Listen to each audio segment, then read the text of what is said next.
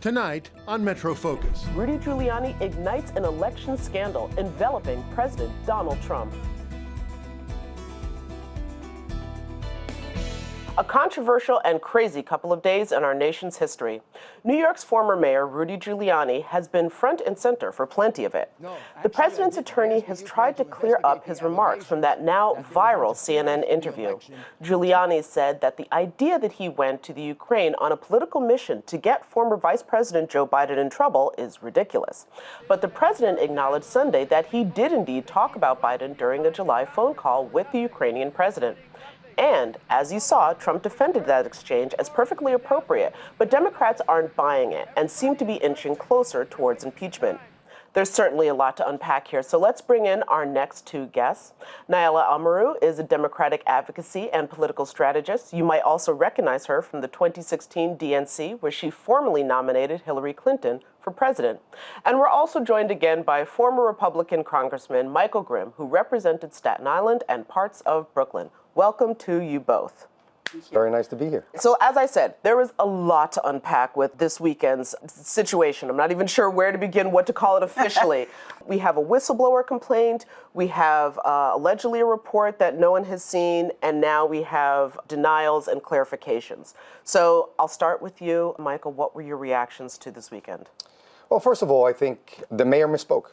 You know, there's a lot of people trying to say, we got him. We have Rudy Giuliani, not telling the truth. He very quickly clarified his statement, and he simply misspoke. So I think that's really nothing. They're just trying to fan the fire. Just to be clear, because there's so many different moving pieces with this, what did he misspeak on? Well, when he was first asked, did you ask about investigating Joe Biden, I think he misspoke in the sense that he didn't personally say, you'll just investigate Joe Biden for the purpose of investigating the vice president.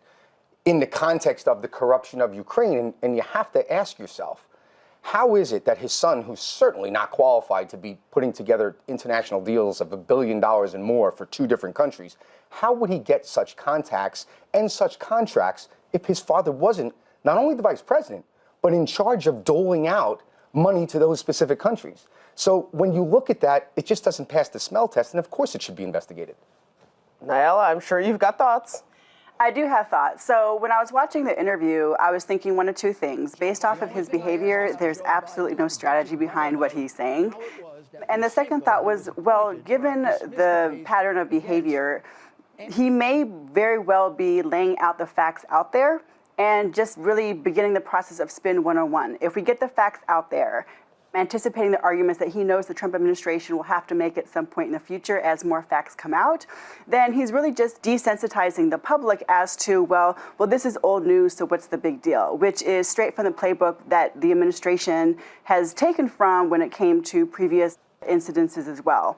And also, I think going into the fact that an investigation was already had with Biden's son, and no evidence was found that any wrongdoing had in fact occurred. Well, can I just ask a question? Sure. Does anyone feel comfortable with the fact that a young man, Hunter Biden, who certainly doesn't have any background dealing with Ukraine, he had a very spotty military record, does not have a great background at all, is sealing international deals with Ukraine and China, well over $1 billion each, getting paid $50,000 a month with no credentials? But his father is the vice president in charge. Even if you say by the letter of the law it was legal, does anyone feel comfortable with that? Is that what we want? Just how it looks to the general public. Your father is the vice president in charge of giving money to these countries, and the son, who's certainly not qualified, you can't even argue he's qualified, has zero credentials, is signing $1.5 billion deals with China.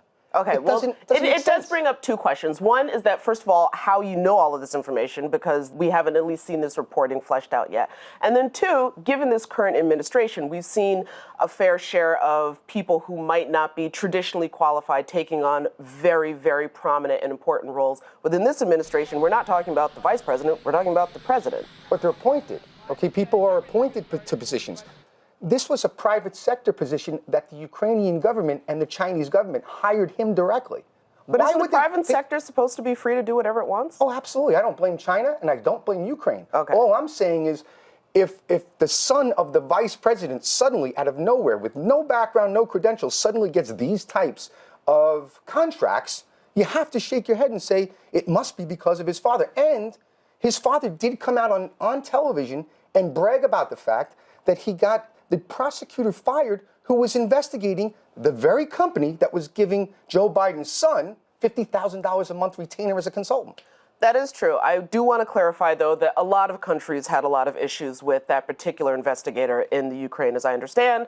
There were ties to Russian oligarchs, allegedly. There's a lot more reporting to come out in this. Of course, but just for appearance purposes, if I'm Joe Biden, I wouldn't go anywhere near that if my son works for that company that's being investigated. You would stay away from that just out of common sense because it doesn't look appropriate. It's the appearance of impropriety. I think it was much more than that. I want to be clear. I do think that they crossed the line and they should never have done any of that. But even for the appearance of impropriety, why would you do that if you're the Vice President of the United States? Nyla, one of the big questions is we haven't seen too much movement about the big I word impeachment because Nancy Pelosi, of course, wants bipartisan support for it. Everything that the congressman said, he's poking holes in this story. Is this something that's going to land with the American public? This is a game changer for Democrats. Up to this point, Speaker Pelosi has been very strategic in terms of trying to hold off on impeachment because there are political ramifications. We don't have the House going into election year if we put our moderate and our centrist and our swing districts at risk. And so this was a political calculation not to pursue impeachment. But in light of the facts, in light of what is continuing to come out, I think on Friday morning, given that that was the deadline for Thursday that the speaker gave for the Trump administration to turn over the whistleblower complaint to the intelligence chair, Congressman Adam Schiff, I think that this is a game changer in terms of we have, as Democrats from the congressional level, tried to make the argument why impeachment is not in the best interest, in the best interest for party, for political reasons, what have you. But this is really a question of, do we choose electoral wins or do we choose democracy? And what does that mean for us as a party? And what does that mean for us as Americans moving forward? And I think that on Friday morning, depending on what happens, we will have our answer. If I may, 2 words. The Mueller report. The Democrats from the very beginning said, the Mueller report is going to show collusion. It's going to show that there were high crimes and so on and so forth with the president. We're going to be able to impeach him. And the Mueller report came out, and now that's not good enough. The truth is there was collusion with the Democratic Party. Okay, you want to talk about foreign nationals being involved? Look at what happened. How did all of this start to investigate the Trump organization and the Trump campaign, all through phony dossiers that were paid by the Clinton campaign in part, and through operatives from foreign countries, whether it was British foreign spies and whether they were using Ukrainians who were then using Russians. But all of that has come to light now, and the report came out, no collusion. So I really think that this is hurting the Democrat Party. I think it's backfiring. I think when you look at the elections, African Americans, Latinos, more and more of the base of the Democratic Party is being siphoned off, and they're going Republican for this very reason. They're tired of it. They see through it. They know this is a smokescreen. The truth is, from day one, the Democrats tried to delegitimize the election of Donald Trump. They can't accept the fact that he won. They can't accept the fact that he beat Hillary Clinton. They can't accept the fact that his ideas are actually working and his policies are good for the country. And I think that this is another failed attempt, and it is going to backfire come 2020. All right, well, then, Nyla, how do you see this, particularly working for Joe Biden, who is the Democratic frontrunner as of this moment? So I think in reference to the assertion that the Democratic base in terms of African Americans and Latinos are siphoning to the Republican Party is simply not true. I think that there is, a point to be made in terms of what does this mean for messaging and candidates running for 2020. I think that for Biden, it just shows that Trump is scared that he is the candidate that can beat him, which goes into why he would potentially ask for support in terms of an investigation, for an investigation that was already closed and had already shown that there was no evidence of any wrongdoing. So I think that for Biden, if anything, it just reaffirms that he knows that he is the candidate that Trump is most afraid of, that he is the candidate to beat. And I think in terms of moving forward for all the presidential candidates, I think it just kind of reframes the conversation in terms of, are we going to make a loud and unapologetic call for impeachment, regardless of what that may mean politically in terms of electoral wins come next election cycle?